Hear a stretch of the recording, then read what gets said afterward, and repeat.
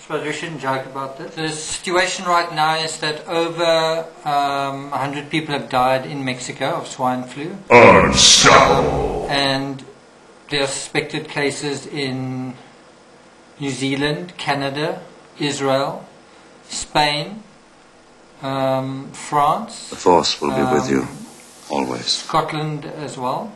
The case in England has turned out not to be true.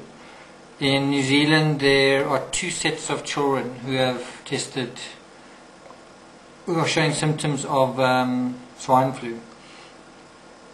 I've studied H5N1 when it came out in 2006, and this is why I'm quite concerned about what is happening now. The critical phase of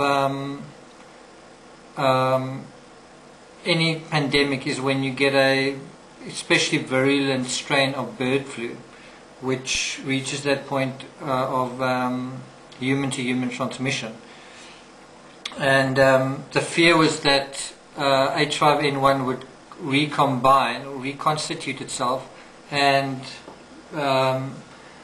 become more effective in terms of the transmission from human to human.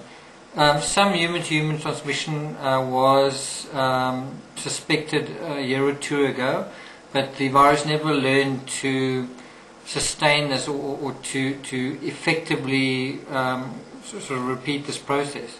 That seems to have changed recently, where the strain has reassociated itself with swine flu. So what you really have is a North American avian flu strain, which is mixed with a swine flu, and obviously type A influenza in human beings. What's interesting is doctors in Mexico have been doing transplants, human, in an effort to combat diabetes in children. And so there's some suspicion that the emergence of this virus was as a result of these mixing of these tissues. What's also a concern is the fact that the deaths at this point are people who are adults, not children and not old people.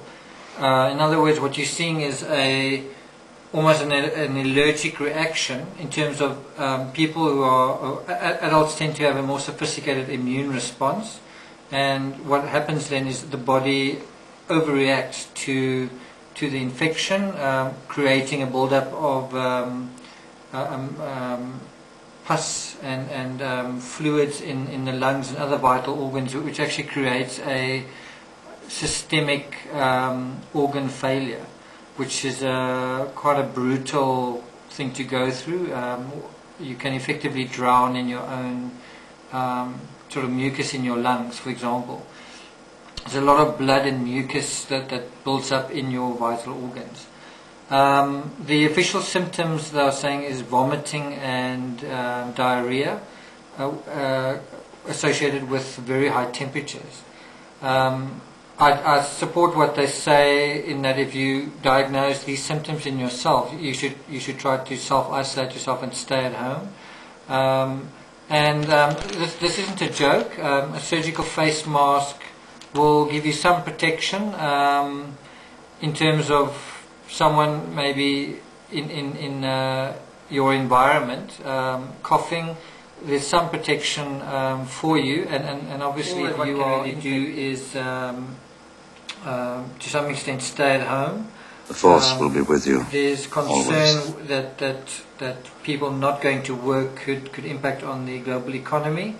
Very nice. They are trying to balance that concern with the health risk, and at the moment they're saying people should still go to work. Very in nice. Mexico, that's very much under debate at the moment. Many public institutions, including schools, have been closed, and that is really the next step. 100 people have died now.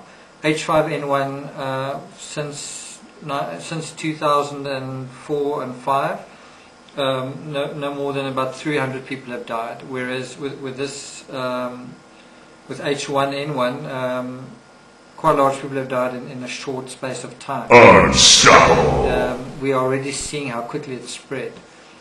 Interestingly, we haven't seen official figures for deaths in other countries. For example, almost all the other cases involve young people, especially children in places like New Zealand, and no one has died. All those people have recovered. But it must be pointed out that these were all young people.